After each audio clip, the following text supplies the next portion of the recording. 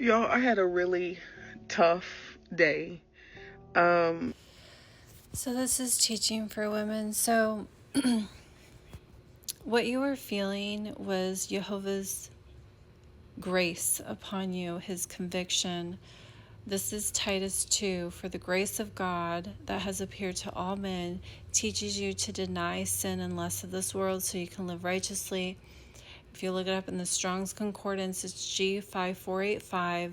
His divine influence upon your heart, his conviction. He was convicting you because you did unrighteous judgments. Yeshua gave us 2 commandments in Matthew 22, where all the law and prophets hang on those 2 commandments.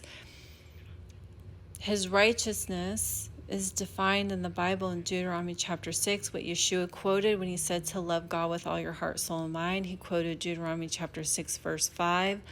Love the Lord thy God with all your heart, with all your soul, with all your mind. It's to keep the 10 commandments in your heart, teach them to your children, and it will be your righteousness. His second commandments,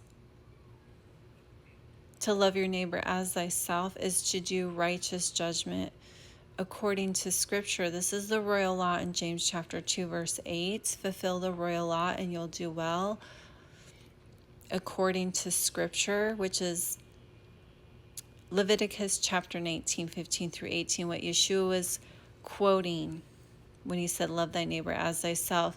It's to do no unrighteousness and judgments, judged by the flesh, which you were speaking of,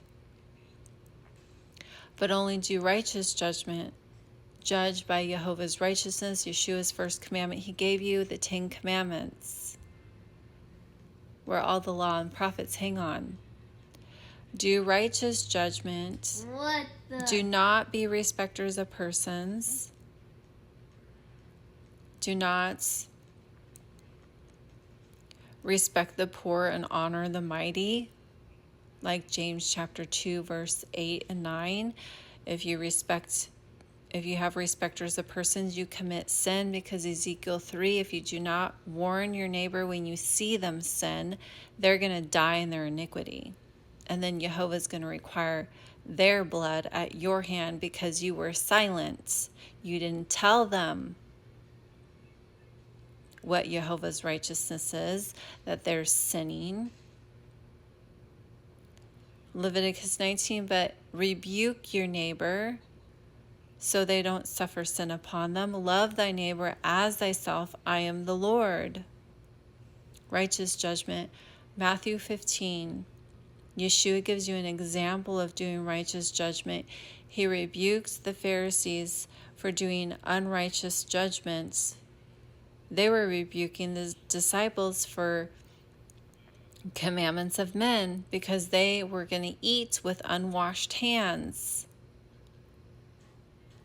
What did Yeshua say to them? Why do you do commandments of men over commandments of Yahovah?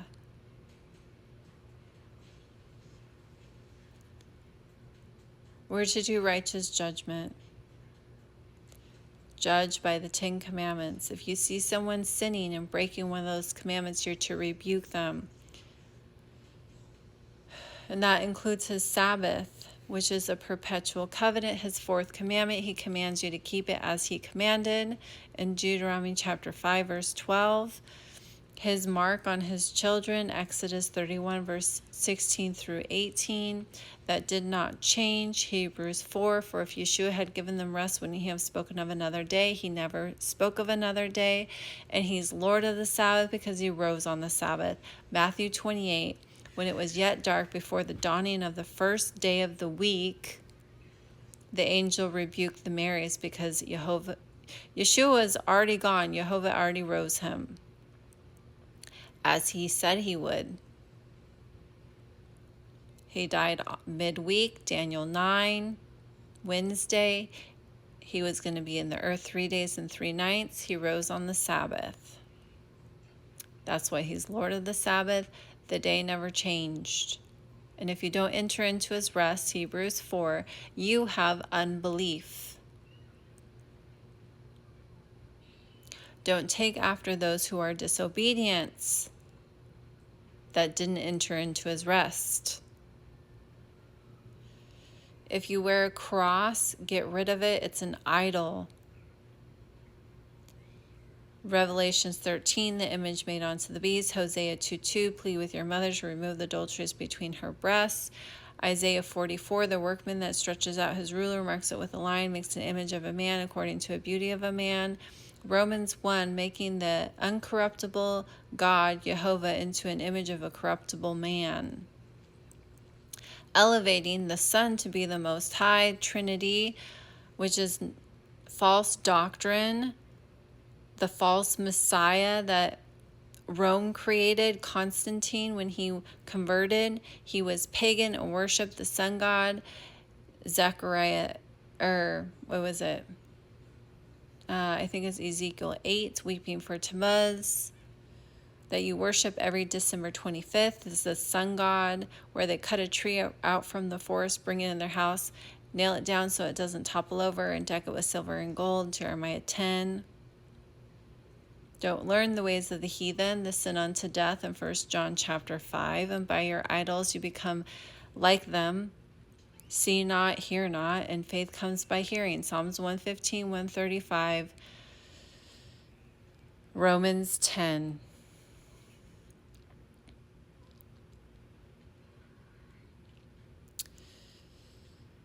Eternal salvation is given to those who obey the Son. Hebrews chapter 5, verse 9. Not just those who believe on the Son, for belief is obedience. Hebrews 3, those that he was grieved with for 40 years, whose carcasses fell, were those who were disobedient, who sinned, and therefore they couldn't enter into his rest for unbelief.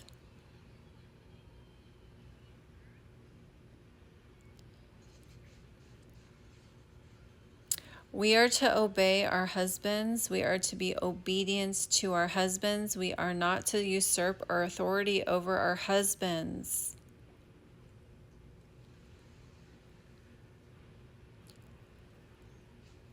We are to dress modest,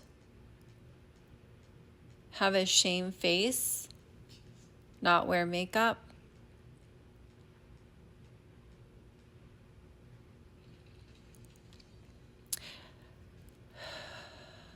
We are not to preach to men, for I believe it was Paul, wrote that he does not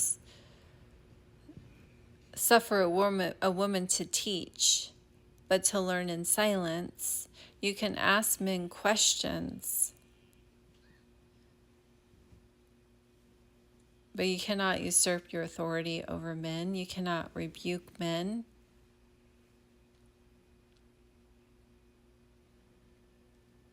We're to teach our children the 10 Commandments. We're to eat clean. These are the 2 covenants of promise in Ephesians 2. For the Noah covenant, the rainbow is still in the sky today. It was also eating clean.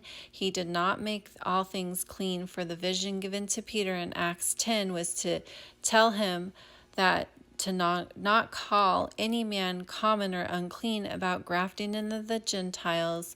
And Matthew 15 was all about doing righteous judgment, not doing unrighteous judgments.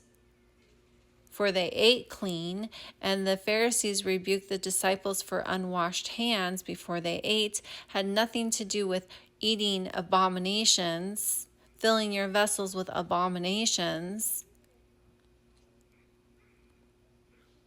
but unwashed hands, and he clarifies it in that chapter.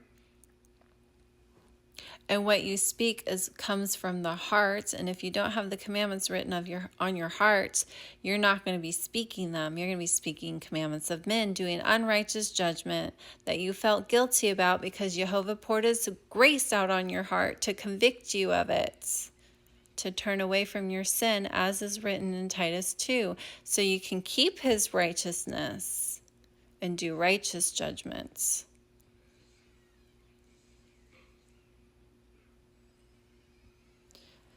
Eat clean, do righteous judgment, the royal law, James chapter 2, verse 8, and keep the commandments, for you cannot be a hypocrite. Matthew 7, you got to remove the log out of your eye first before